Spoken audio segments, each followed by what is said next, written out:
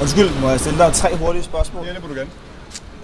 Hvad er for dig at se relevansen af at spørge manden på gaden om hans mening om politik og samfundsforhold? Jeg synes, det er relevant, når man må formode, at man så at sige kan bruge svaret til noget. Altså hvis man kan gå ud fra, at der er noget variation i svarene, for eksempel, ikke? Hvad tror du er årsagen bag den udbredte brug af voxpops?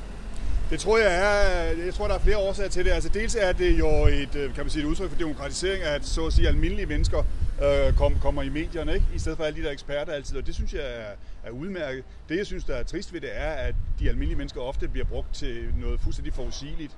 Altså for eksempel på en tankstation, hvor man stikker mikrofonen ind gennem sideruden og siger, hvad synes du om, at benzinen koster 14 kroner, ikke? Det er folk sjovt nok ikke vanvittigt glade for, vel?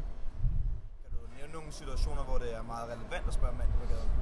Jeg kan for eksempel, jeg bemærkede det her, da vi havde en voxpop i går om konsekvenserne af regeringen har indgået en aftale om at sænke priserne i den offentlige trafik. Der var vi ude i et tog til Farum, og der synes jeg faktisk, det fungerede ok. Fordi fik man forskellige svar. Der var nogle af dem, som sad i toget, de var på vej til og fra arbejde.